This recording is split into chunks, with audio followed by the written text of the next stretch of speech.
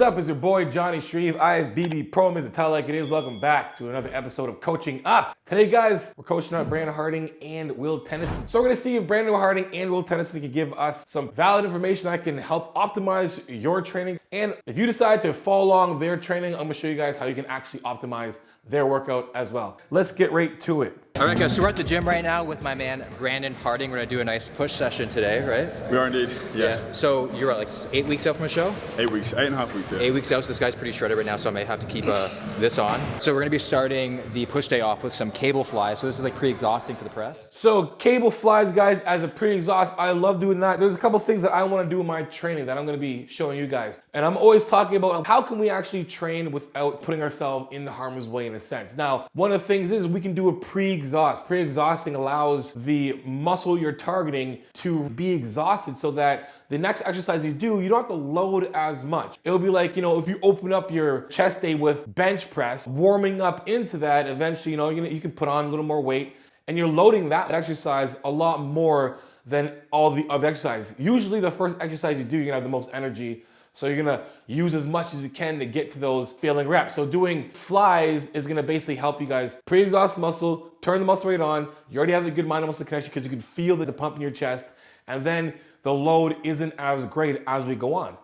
15, 20 reps. Okay. And then we're gonna go straight over to dumbbells because typically I start on bench, but we're gonna do something different today. Okay. And just try and max out everything. Let's just do a couple things here when it comes to technique, because a lot of you guys get things a little mixed up when it comes to cable flies. A couple things we can do. When we are doing cable flies, if the cable's up here and you're down here, that cable is gonna be on this kind of an angle. So you have to adjust yourself for the angle. We wanna be in a position that we can get in that angle right down with it, because we don't want the weight pulling us this way when we want the weight pulling it back in the same direction as the angle of the actual cable. So make sure you're setting your cables up so they make sense. So if I was sitting down, the cables will be right here, pulling me exactly in the direction where I want that to be positioned onto my chest. Now it comes to range of motion. Make sure that when you're doing them, that the barn door opens. We call it almost like a barn door, like a hinge. Right here, it just opens up. Now when it comes back, we're gonna bend that elbow, but still keeping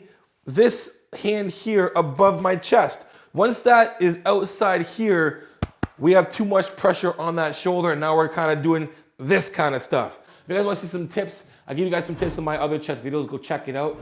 Brandon's doing a really good job of really doing almost like a press fly motion. That's how you want to do the fly. It allows you to get all the way back and more while keeping that fist above where our chest level is, so we can really engage our chest and then coming back up and squeezing in. Remember, guys, we're not doing this. We're pressing and pulling in, right? Don't think of doing this kind of stuff, because we start and it looks like doing like a bunch of Moses musculars, and it's really stupid looking. Wait, boom, right? We're pressing and pushing, right? You're opening up, and then we're pressing and pushing from here, right? Anyway.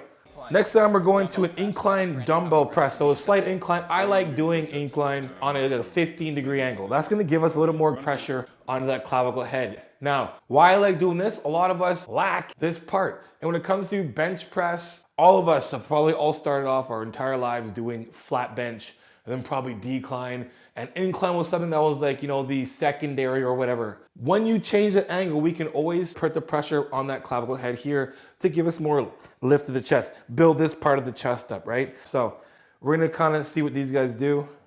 I guess first set will be 15 reps, then 12, then 10 or 8.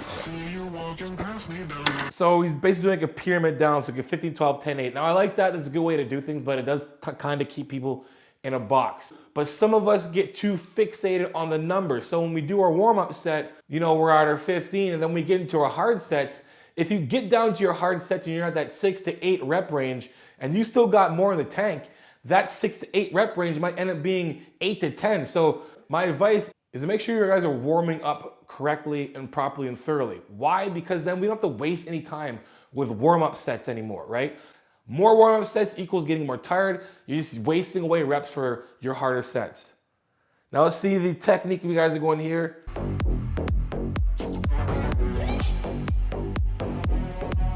Good, so what I like to see, guys, when it comes to reps, rule of thumb, your negative should be twice as long as your positive, right? So if you're going down, you should be like, it should be slow and then fast. So it doesn't matter how hard the rep is. If you're on your last set and you're like struggling, you should be controlling that weight down, because that's where we get the biggest gain from, is that eccentric load. Yes, the concentric is important, but when we're going to that max failure, don't think to just lower the weight to try to get that weight up. It's better that you get that nice eccentric load and then try to get it up, right? It might not come up. Regardless, you got that rep. But if we do one of these drop and then we lost the entire rep. So let's go on and see what happens here with these guys. So we're getting to Will's harder weight. Now, right away, guys, I'm gonna bang him out. All right, hey, Will, you took advice from my last video I critiqued you. Hey, listen up, guys. If you guys wanna know a stand-up dude, the last video I did on him, he actually messaged me and said, hey man, I appreciate the coaching up. That's the kind of stuff I love in this industry, is when somebody can be like, hey man, I appreciate it. You know, I can take this and make my shit better, right? Why not? Or instead of being like, you don't know nothing. Oh, what the hell are you talking about, man? What the hell? Man, screw you, hater. You know what I'm saying? Like, this is the kind of shit that makes us all get better, right? Now, so right away, guys, when I'm talking about doing bench, anything, how's your fists look? From here all the way down on your shoulder. Can you punch somebody with the fist you're using to push the weight? And if you did, would you break their nose or jaw? Or would you break your wrist, right? Now, I can see that for Will, he needs to, that greater load, Yep. Think about this, guys. He's got about 120 pounds on there, which is damn impressive. Not saying impressive because I don't think you could do it, but that's still good weight. Like, I press 120s plus, like that's good weight. Now, when it comes to actually pressing, gravity is gonna go one direction, it's gonna go right down. It's not gonna go side to side, it's gonna go right down. So if I'm sitting like this and I have my big ass dumbbells here, 120 pounds, so if I do this, where do you think gravity is gonna push? Remember, gravity's still pushing straight onto me. It's gonna push here and make my hands want to do this kind of action. So if I'm pressing and I'm coming down, I'm gonna naturally kind of open up like this. When I'm pressing, it's gonna open that gate way too much. I kind of say open the gate is that 90-degree angle here when we're doing our bench press, right? We don't want this, we want this. We wanna stack the joints, all right? I want you to remember that, guys. Stack the joints. Big ups to my boy, Aaron McDonald, is one of the coaches that coach with me at Impact Fitness. We kind of like go back and forth in different cues. One of the things I like to say is making sure your elbows on top of your fist. He says stack the joints. I love that because it makes sense. Stack the joints. On the way down, we're still stacking those joints, right? We wanna stack it from here to here. We don't wanna be outside this way. So again, make sure those fists are straight. Now again, the weight itself, very impressive. He's still getting the weight up, but again, when it comes to this, I would rather see Will with that last rep he did when he kind of just let it go, right? Let's watch it one more time. It's 10 seconds out. Let's watch his rep, right? So we got, how many reps? You got 1, 2, 3, Yep. 4, 5. Nice. You got it. That is the rep I would have liked, and he would have probably only had 3 reps, right? I would have liked to have seen that negative controlled, him grind out 1, that negative controlled, him grind out 2, that negative controlled, him grind out, and then he can't get it. Or he grinds out that 3rd one, and then we get, let me get some, maybe some, pulse reps in there, some, partials, and then claps like that, guys. That's what I would like to see. That's how you would optimize that set right there. Now we're moving on to a hammer strength flat bench press. So this, he's explaining, is gonna do one side and kind of give like a tilt to put more greater stress on the chest. Now, this is pretty funny actually. Yo, it's funny. It's the funniest thing ever. It's back in the day when I was training with Neil Hill. We're at Dragon's Lair, and and Neil's got Neil's in his 40s, great bodybuilder. His knees are hurting, and we're on the leg extension, and the extension was making this kind of like, it made one little kind of click noise, and then Flex was like Neil, your knees, old man, whatever. And then every time Neil did a rep, Flex is going. And you can literally see the red in Neil's face again. It was like here, it was like, and you can see the red in his face get more angry and angrier. And literally, he did it for the entire, it was like 20 reps. Like, I'm talking like with the parts at the end, like hard, like, it was, I'm sorry that I did it, man. It was funny. Anyway, guys, so we're doing a modified one-arm unilateral press. Now, here's how we can make this a little more optimal. Now, when it comes to him actually doing this to get more of a greater load by moving over, unfortunately, the angle that he has isn't necessarily that much. Now, when it comes to doing this, and I've seen a lot of people do this in the vertical press, right? And you see people kind of turn like this and they're doing this kind of stuff. That's the angle you want to have on this machine. Is it necessary to do this and press? It is not. It's not at all. It's not unnecessary either. It's not like if you're doing it, you're an idiot for doing it. And I see a lot of people like say like, before you start making it, doing different things with the chest, at least do the first thing right, which is totally fine. I get that. You know, it's not really hard to do that machine right. It's a basic machine and you get anything you press. If you're going to lean over, you want to put yourself in this position so when you press, it's a lot more. You're shortening that muscle by having this angle this way instead of having, he has a really small angle. A lot of his chest up, he's only leaning a little bit. You're not getting as much. So if you're gonna do this, guys, make sure you're leaning a little more over so your shoulder literally is almost on a 45-degree angle on that bench. That's how you guys can optimize that exercise you're doing right there. And let's go on. Some people go to the same gym their whole life, and they're doing the same things over and over again. So maybe look at the machine and say, like, how can I do that a bit different? How can I, like, you know, transform this into a completely new thing while using the same piece of machinery? And it's very true. Guys, I've been at the gym since I was 11 years old. When people come in like, man, this gym doesn't have much, blah, blah, blah. We're spoiled. In my home gym, I just have a rack. I got a 2-tower pulley system, weights, everything else. I can do a ton of stuff in here. You have to get creative, but before we get creative, we have to understand to do the basics first. Guys, there's 1,000 ways to pet a cat.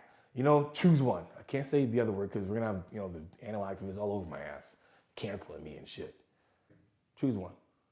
Okay, so we're doing the guillotine press, 15 reps, then Brandon decided to throw in a little bit of a treat. So right after we finish this, we're now gonna go to the exercise bench, we're doing here, and they do call close it grip push-ups guillotine to presses. failure, So right? basically, it's making the bar go a little higher. Now, when you're doing bench, the load to each part of your chest is dictated by the incline, not by where the actual bar is in conjunction to where you're pressing, right? If we're doing flat bench, the bar, or say Smith machine, the bar itself is gonna be basically around here. Because when I'm flat, it makes sense that it's right here. Now, if I move that bar up and didn't adjust the bench, my elbows end up doing this the wrong way, then end up pushing the weight, because now if the bar is here, we're doing this. Now, he moved the bench up to around a 30-degree incline, okay? So that means right away, that chest load is gonna be around the clavicle part of my head. Now, same thing goes.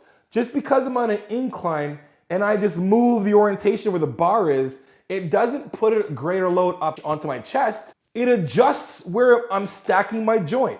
So instead of bringing the bar up to here, one more notch up in the incline. And you can see a little bit that we have that going on here. Now we can watch. So I would say this is kind of like a behind the neck press, so you probably wouldn't recommend this to a lot of people, right? Because it's pretty like a compromise kind of position. If you don't have good shoulder health, no. And that's the thing too, guys. He said if you don't have good shoulder health, you shouldn't be doing this exercise. Your shoulder shouldn't have anything to do with your bench day to begin with, right? At the end of your bench, if you feel like your shoulders are hurting, you are doing something wrong. You should not leave your chest day with sore shoulders, right? You can see in conjunction to where the bar is, look now, right? Boom, is a perfect example right here. We can see right now, here's the bar. The bar is right here, and his elbows are in front of the bar. He's not stacking the joints because that means his wrist is here. His elbows should be back underneath that weight, so he's getting a lot more of it is sitting on that anterior head, and we don't want the anterior head to be pressing as much. So stack the joints. Yes. Come on. You got it. Squeeze them harder.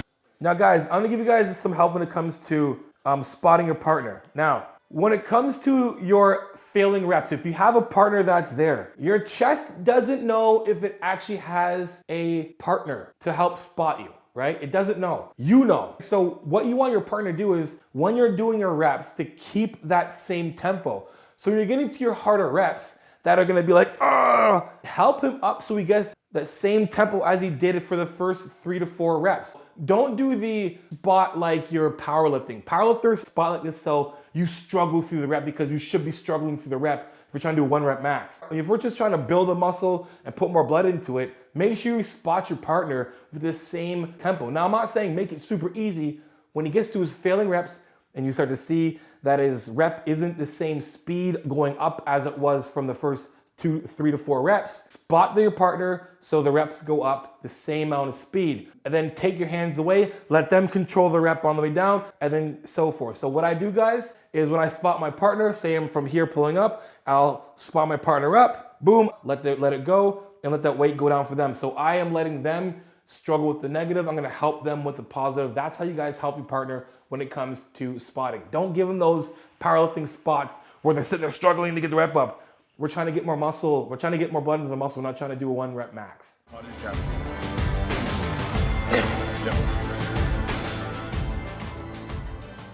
I'm so picky, dog. I'm not trying to shit on my boys here, but guys, I'm gonna help you guys out. Even when it comes to push-ups, a push-up is a modified plank. That's all it is, right? When you're doing a plank, your shoulders should be back, and then your glutes should be engaged where your chest, where your core is engaged and tight, so we're flat. So when we're going down, we look like this, and we push up, we finish here, not here, right? So the top of your push-up should look like this, not like this. Just an easy one there for you guys. So all in all, dude, this workout is legit. There's so many ways to, exhaust the muscle. It's good to find different ways you can do it and different ideas. The biggest thing, guys, is optimizing that. Okay, so here we go, guys. Now we're gonna go up right away. The angle Brandon has on is good. Now this is the part of the movement where I'm gonna help you guys out with it. And kudos to Will. Will isn't a competing athlete, right? But he's a good athlete and he's doing a great job continuing to change his physique because his physique, every time I see him, gets better and better and better. We still wanna make sure our reps are flawless in a sense. Guys, pulling up, your arm looks like this. You look at my shoulder training, guys, it has some good cues in there for you guys to optimize your shoulder training. But again, we're doing lateral raises, thinking that punch being here nice and straight, and then we're just pulling it out to the side. Now again, we can have a little bit of an angle here. It doesn't have to be completely here, but we don't want to bend too much at the elbow. Gravity's going to push down this way. And if we're weak in the shoulders, this is going to happen and the traps get engaged and we start doing this kind of stuff here. So we want to make sure the shoulders are down, open up a little more from here, and making sure that our elbows and our wrists are on the same plane as our shoulders. We don't want to do this or this and so forth, right? Now when it comes to bent over, this part of the exercise, I'm gonna help you guys out because even here, it doesn't make much sense. So my cue for this would have been using your traps, right? Your rear delts do help with shoulder, with a scapular contraction. It does help pull your shoulder back. That's what it does. It helps you do this, right? It's pulling this back, right? Now, what I would have done is at the end of them doing their lateral raises and then their bent over side lateral raises, at that point when I'm at that fatigue, then I'm just gonna do partials. Now, partial isn't a swing, it's a stop, start, stop, start, stop, start, stop, start, right? We wanna pulse it out. We don't wanna just kind of swing it out. We wanna pull it to here and pull it in. Just doing this. So we can just pulse from here instead of kind of being like this and doing this. Anyway, guys, I'm gonna stop right there, guys. But all in all, that's a good workout to do. Take some of the cues I gave to optimize that workout, guys, but follow that workout along. It's a good workout. And the video itself is entertaining and it is educating, which is a pass for me, guys. Anyway, guys, if you like the video, make sure you guys like, subscribe, and share the video, guys. You know, but to come out with that, tell it like it is, transparent, vulnerable truth, guys. For coaching, johnnyshreve.com. If you want to know what coaching is all about, you can book a 15 or 30-minute consult. And at the end of that consult, if you want to go with coaching, whether it's a one-time plan or ongoing coaching, I deduct the price from the consult of any package you pick, guys. And letting you guys know, the prices will be going up. So you guys get in right now before I increase the prices. May 1st, I will be increasing the prices of my coaching.